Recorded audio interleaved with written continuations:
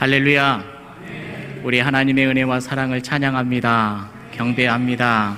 부활의 기쁜 날입니다. 우리 옆에 분들 함께 인사했으면 좋겠습니다. 부활 승리하셨습니다. 우리 예수님께서 부활 승리하셨습니다. 우리 다시 한번 따라해 볼까요? 예수님의 부활은 나의 승리입니다. 네, 우리가 날마다 예수 그리스도의 부활의 승리의 기쁨을 마음껏 만끽하며 또 많은 사람들에게 알리며 살아가기를 주님의 이름으로 축복합니다. 여러분, 부활 어떤 생각이 드십니까? 부활이라는 것이 과연 이 세상에 있을 수 있는 일일까요? 우리의 이성과 지식으로는 절대로 받아들일 수 없는 사건이 부활 사건 아니겠습니까? 여러분, 상식과 논리를 초월하는 우리는 영적인 지식을 갖고 있는 사람들입니다. 상식을 넘은 믿음을 갖고 있고 세상이 말하는 지식을 넘는 영적인 지식을 갖고 있는 사람들이 바로 저와 여러분들인 줄 압니다. 여러분, 이 지식이 오늘 나에게 부족하다라면 말씀을 통해서 성령님의 만지심을 통하여서 영적인 지식이 나에게 충만케 얻어지는 은혜가 있기를 간절히 원합니다. 여러분, 오늘 우리 예수님은요, 부활하신 후에 제자들에게 직접 나타나 보이시기 이전에 가장 먼저 보였던 여인이 있었습니다. 예수님은 누구에게 보이셨지요? 네. 새벽 기도회를 참여 못 하시는 분들은 좀 헷갈릴 수 있겠어요. 그런데 새벽 기도회에 열심히 참여하신 분들은 다 알리라 압니다. 자, 누구에게 가장 먼저 나타나셨습니까?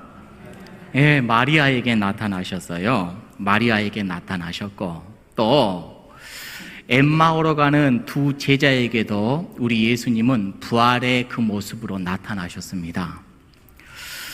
그리고 이들에게요, 명령을 하셨는데 너희들 가서 내 제자들에게 내가 부활했다고 좀 알려줄래? 일러줄래? 이렇게 예수님께서는 마리아에게도 부탁했고 엠마오의 두 제자에게도 부탁을 했습니다. 자, 그래서 이들은 그 명령을 받고 제자들에게 불이 나게 달려가서 제자들에게 알렸어요. 자, 제자들은 아이고 부활하셨군요, 이렇게 했을까요? 아니에요. 자, 못 믿었어요. 못 믿었어요. 부활을 믿을 수가 없었던 겁니다. 여러분, 오늘 말씀을 보면요, 예수님께서 제자들이 함께 모여서 식사하고 있는 그 자리에 딱 나타나셔서 예수님이 부활하시는다는 이 소식을 믿지 못하자 예수님께서 친히 그들에게 나타나셔서 이런 말씀을 하셨습니다. 너희들 믿음이 없구나, 마음이 완악하구나. 우리 예수님께서는 이 두 책망의 말씀을 하셨습니다. 여러분 생각해 보세요. 예수님을 가장 옆에서 잘 따랐던 사람들이 누구죠? 제자들이잖아요. 3년 동안 예수님 옆에 딱 붙어가지고 기적도 보고 권세 있는 말씀도 들었어요. 많은 사람들을 살려내는, 또 치유해내는 그런 은혜의 역사도 함께 체험했던 사람들이 바로 제자들이었습니다. 그런데 막상 부활했다라는 이 소식이 그들에게 미쳐졌는데도 불구하고 그 말을 믿지를 못해요. 누구보다도 예수님에 대해서 많이 알고 있었던 사람이었어요. 예수님을 많이 경험했던 사람들이었어요. 예수님을 그 누구보다도 잘 안다라고 자부하고 있었던 사람들이었음에도 불구하고 부활의 소식을 믿었다고요? 못 믿었다고요? 못 믿었어요. 어찌밀까요? 왜 못 믿었어요? 여러분, 오늘 14절의 말씀 우리가 잠깐 띄어져서 봤는데 믿음이 없었다, 예수님께서 책망을 했잖아요. 다시 한번 띄어져 보실래요? 그들의 믿음 없는 것과 마음이 완악한 것을 예수님이 어떻게 하셨다고요? 꾸짖었다, 이렇게 말씀을 해요. 자, 믿음이 없다라는 이 말은 어떤 말일까요? 여러분들은 믿음이 있으십니까? 예, 한 3명은 있으신 것 같네요. 다시요. 여러분들은 믿음이 있으십니까? 아멘. 우리 세수만교회 모든 성도님들은 믿음이 충만한 사람들인 줄로 믿습니다. 그런데 저 제자들은 믿음이 없었대요. 이 믿음이 없다라는 이 말이 무슨 말인가?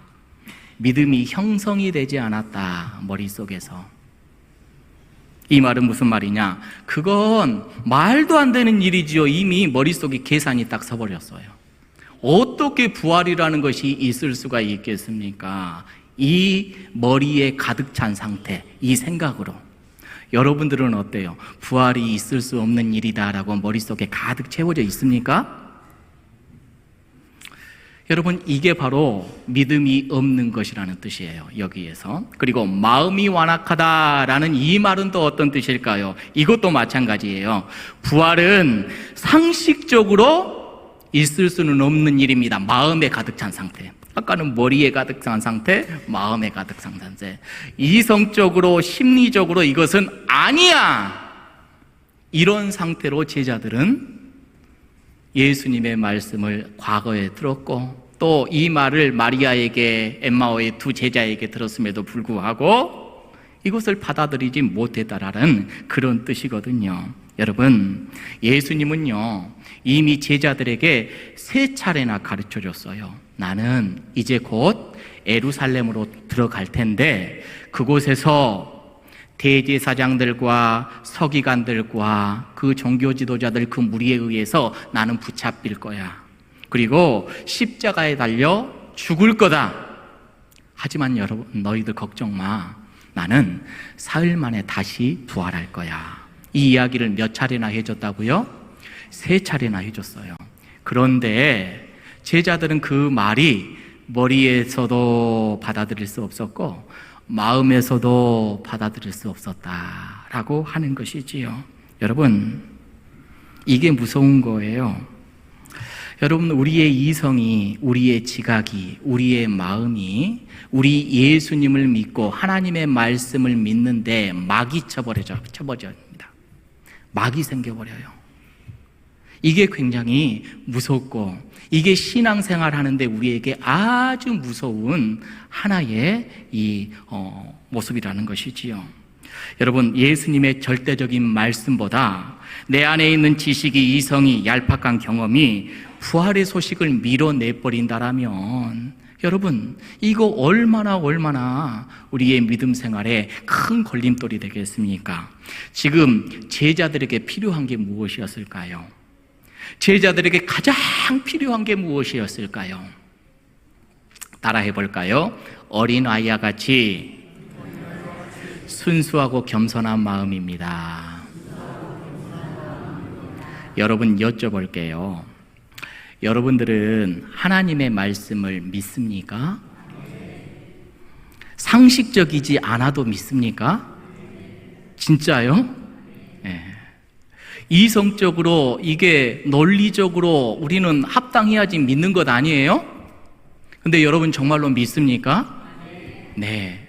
이게 우리들에게 필요합니다. 세상의 모든 원리와 질서, 이 세상을 살아가면서 우리가 생각해 보는 모든 것들은 지식이 있어야 되고 논리가 있어야 되고 이성이 있어야 돼요. 하지만 여러분, 하나님의 말씀은 지식과 이성과 내 경험과 나의 얄팍한 그것을 가지고 판단해버리면 안 된다라는 겁니다. 여러분, 예수님의 말씀은 진리입니다. 할렐루야. 예수님의 말씀은 참입니다. 예수님의 말씀은 반드시 이루어집니다. 예수님의 말씀은, 그래서 우리는 그 말씀 앞에 순수하고 겸손함으로 받아야 돼요. 하나님의 말씀을 대하는 태도여야 합니다. 여러분, 제자들은 지금 이것이 없어요. 자기의 생각으로 가득 채워져 있고 자기의 마음의 심적인 상태로 가득 채워져 있어서 예수님의 부활을 밀어내고 있는 겁니다.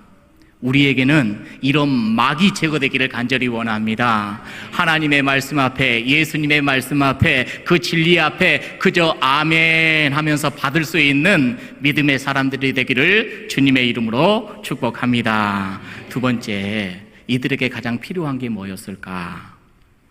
부활을 믿기 위해서는 성령님의 임재가 필요했다라는 것을 우리는 깨달아 볼 수가 있지요. 사도 바울은요, 믿음은 들음에서 난다.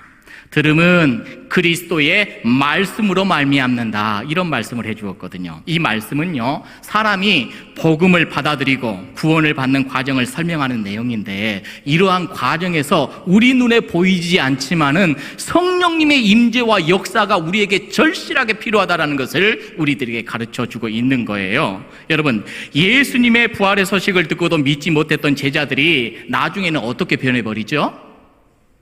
자기의 목숨 걸고 순교자의 길 걸어가잖아요.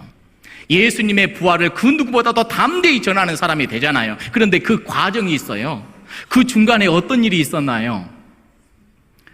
우리 예수님께서 너희들 예루살렘 떠나지 말아라. 내가 너희들에게 약속한 그것, 성령님이 너희들에게 임할 텐데, 성령님이 너희에게 임하시면 권능을 받게 될 것이고 예루살렘과 온 유대와 사마리아와 땅끝까지 이르러 복음의 증인이 될 거다. 이렇게 우리 주님께서는 말씀해 주셨어요. 그래서 여러분, 우리가 예수 그리스도의 부활, 십자가 사건, 예수님의 모든 행적을 온전히 믿게 하기 위해서는 반드시 필요한 게 뭐냐면 내 마음 가운데 성령의 충만함인 줄로 믿으시기를 바랍니다. 우리 함께 인사합니다. 성령 충만하십시다. 아멘. 우리 예수님의 제자들은요, 부활의 소식을 듣고 처음에는 못 믿었어요. 그래서 그들은요, 과거에 믿지 못한 그런 경험이 있었기에 복음을 전하는데 가장 중요한 필수적인 요소가 무엇이냐? 바로 성령님의 임재와 역사였다라는 것을 그들은 깨닫게 됩니다. 그래서 그들은요, 성령님의 임재 가운데 복음을 힘있게 전달해낼 수 있는 그런 축복의 통로가 되었던 거예요. 자, 오늘 말씀 가운데 15절부터 쭉 나오는 말씀이 있죠. 15절에 우리 예수님께서 제자들에게 마지막으로 분부하는 내용이 있습니다. 함께 읽어봅니다. 시작. 또 이르시되 너희는 온 천하에 다니며 만민에게, 우리 예수님께서 제자들에게 명령하세요. 만민에게 복음을 전파하라. 너희들이 복음을 전파할 때에 어떤 놀라운 일들이 일어날 텐데 이런 일들이 일어날 거야. 16절, 17절 믿는 자들에게는 이런 표적이 따르니 곧 그들이 내 이름으로 귀신을 쫓아내고, 할렐루야, 새 방언을 말하며 뱀을 집어 올리며 무슨 독을 마시든지 절대로 해를 받지 아니할 것이며 병든 사람에게 손을 얹은 듯 나으리라. 우리 주님께서는 이런 표적의 약속도 해 주심을 믿습니다. 여러분, 예수님의 약속대로요, 제자들의 사역 가운데는 정말로 많은 표적들이 일어났어요.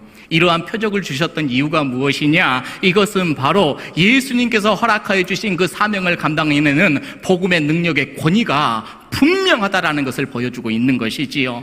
여러분, 우리에게도 오늘 이런 귀한 사명이 있는 줄 압니다. 자, 오늘 말씀의 제목이 무엇이지요? 자, 우리 아동부 학생들 여쭤봅니다. 오늘 말씀의 제목이 뭡니까? 네, 뭐라고요? 네, 저렇게 똑똑해요. 저렇게 똑똑하고. 자, 우리 한 목소리로 한번 읽어볼까요? 부활의 증인이 가져야 할 마음. 시작. 부활 증인이 가져야 할 마음. 자, 첫 번째가 뭘까요? 어떤 마음이에요? 순수한 마음. 하나님의 말씀은 무조건 이루어진다. 하나님의 말씀은 계산으로 받아들여서는 안 된다. 하나님의 말씀은 있는 그대로 받아들이는 내 마음이 필요하다. 두 번째는요, 성령의 충만한 마음이 우리들에게 필요합니다.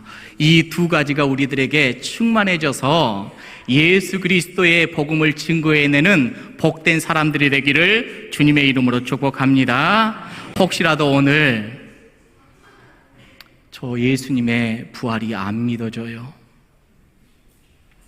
예수님의 부활이 이해가 안 돼요. 그럴 수 있어요. 여러분, 그러면 어떻게 해야 될까요? 주님, 나에게 말씀을 그대로 받을 수 있는 순수한 마음 주시고, 우리의 이성을 초월하신 분이 우리 하나님이라는 것을, 우리의 지식의 능력을 초월하시는 분이 하나님이시라는 것을, 이 자연의 법칙을 넘어서는 분이 하나님이시라는 것을, 이 세상 만물을 창조하신 분이 하나님이시라는 것을, 공간과 시간을 넘어가시는 분이 우리 하나님이시라는 것을 믿게 하여 주옵소서. 우리 하나님께 구하고 하나님을 바라보면 성령님이 만져주셔서 믿게 되고 깨달아지고 엎드려지고 우리 예수 그리스도를 증언하는 부활의 사람으로 거듭날 줄로 믿습니다. 이 귀한 복이 우리 새서만교회 모든 성도님들에게 가득 넘치기를 주님의 이름으로 축복합니다.